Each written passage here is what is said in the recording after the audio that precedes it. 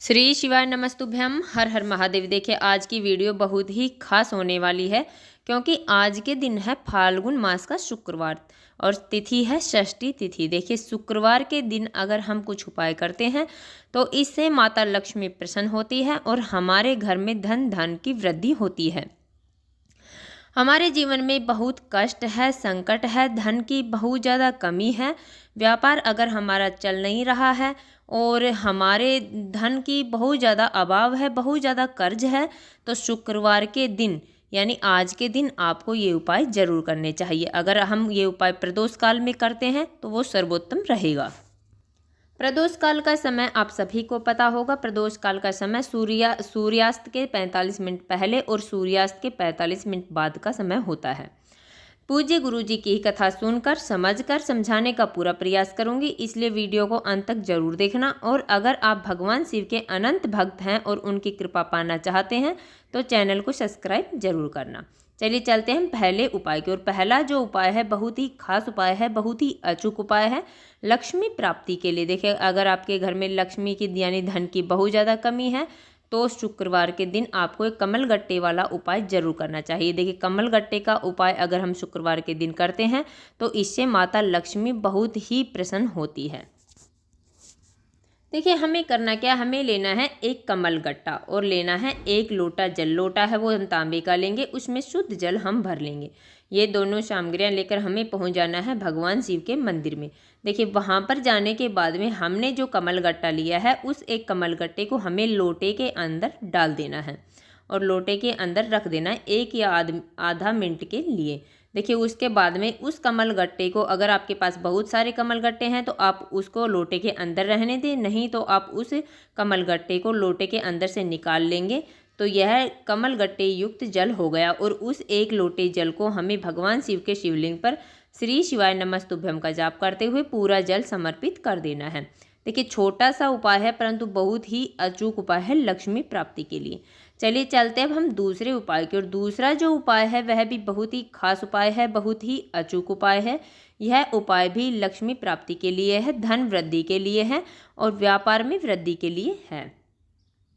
इलायची, देखिए हमें लेनी है 2 इलायची। इलायची है वो माता लक्ष्मी को खींचने का कार्य करती है यानी धन खींचने का काम करती है। देखिए हमें 2 इलायची ले लेनी है। इलायची है वो खंडित नहीं होनी चाहिए, साबुत इलायची होनी चाहिए। उसके बाद में हमें लेना है 1 लोटा जल। लोटा है वो हम तांबे का लेंगे, उसमें शुद्ध जल हम भर लेंगे। ये सब सामग्रियां लेकर हमें पहुंच जाना है भगवान शिव के मंदिर में। देखिए वहां पर जाने के बाद में शुक्रवार का दिन है और अगर हम इलायची का उपाय आज के दिन कर लेते हैं तो माता लक्ष्मी हमारे घर से कभी भी समाप्त नहीं होगी। देखिए हमें करना क्या है, हमें लेनी है पहली इलायची। जो हमने ली है वो हमें भगवान शिव के शिवलिंग पर, जो गणेश जी वाला स्थान है वहाँ पर हमें समर्पित कर देनी है। दूसरी इलायची है वह हमें भगवान शिव के शिवलिंग पर समर्पित कर देनी है। देखिए अच्छे से आपको स्क्रीन पर भी दिख रहा होगा। उसके बाद में हमारे पास जो 1 लोटा जल है उस 1 लोटे जल को हमें सबसे पहले भगवान शिव के शिवलिंग पर, जो गणेश जी वाला स्थान है वहाँ पर थोड़ा सा जल समर्पित करना है। उसके बाद में कार्तिक जी वाले स्थान पर, फिर माता अशोक सुंदरी वाले स्थान पर और फिर माता पार्वती के हस्तकमल पर और सबसे अंतिम यानी लास्ट में हमें करना है भगवान शिव के शिवलिंग पर वह 1 लोटा जल पूरा समर्पित कर देना है। बहुत ही अचूक उपाय है, बहुत ही आसान उपाय है लक्ष्मी प्राप्ति के लिए, धन वृद्धि के लिए। इस उपाय को आज के दिन आप जरूर करें।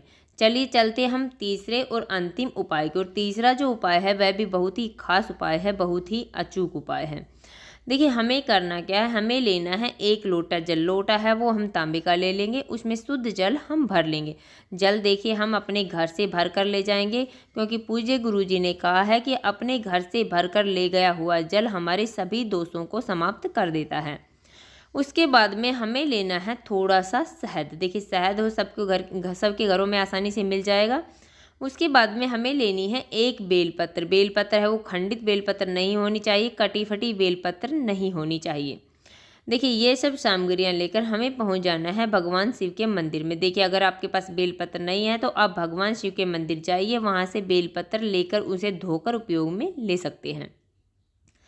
वहाँ पर जाने के बाद में हमें सबसे पहले जो हमने बेलपत्र ली है उसकी चिकनी वाली साइड पर हमें अपनी चीटी उंगली की पास वाली जो उंगली है अनामिका उंगली, उससे उस डंडी के ऊपर।